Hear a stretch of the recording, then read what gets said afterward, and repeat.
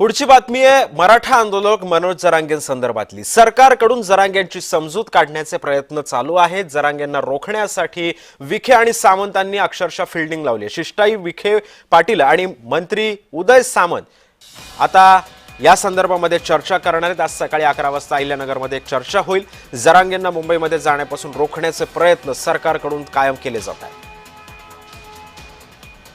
त्यामुळे आपण पाहतोय आता मनोज जरांगेंची समजूत काढण्यासाठी आता हे सगळे प्रयत्न केले जात आहेत। सणासुदीचे दिवस आहेत। मुंबईमध्ये गणेशोत्सव मोठ्या प्रमाणामध्ये होतो। सर्वाधिक गर्दी मुंबईमध्ये होते।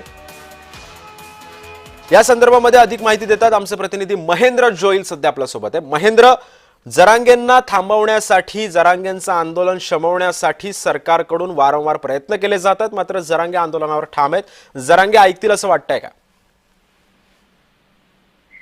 मनोज जरांगे पाटील हे आक्रमकच आहेत। मराठ्यांना आरक्षण मिळवणारच आणि त्याशिवाय मागे फिरणार नाही अशी त्यांची ठाम भूमिका आहे। मनोज जरांगे पाटील सध्या मुंबईच्या दिशेने कूच करतायत, मात्र त्यांना कुठेतरी थांबवण्यासाठी सरकारच्या वतीने जे आहे ते मराठा आरक्षण उपसमितीचे अध्यक्ष राधाकृष्ण विखे पाटील आणि उद्योग मंत्री उदय सामंत यांच्यात महत्वाची चर्चा होणार आहे। मनोज जरांगे पाटील यांना रोखण्यासाठी उदय सामंत यांची शिष्टाई काम येते का हे पाहणं महत्वाचं असणार आहे। आपण पाहिलं तर कालपासूनच जे ते मराठा समाजाचे जे लोक आहेत ती आझाद मैदानाच्या दिशेने यायला लागले आहेत। कोर्टाची परवानगी दिली असली तरी काही नियम आणि ज्या अटी आहेत त्या कोर्टाकडून घातल्या आहेत। त्यामुळे आता यापुढे जर मनोज जरांगे पाटील हे कोणत्या पद्धतीचं जे ते रणनीती आखतायत आणि मराठा आरक्षण साठी सरकार त्यांना काय चर्चा करते हे पाहणं महत्वाचं असणार आहे। नक्कीच। धन्यवाद महेंद्र, तू दिलेल्या अधिक माहितीबद्दल।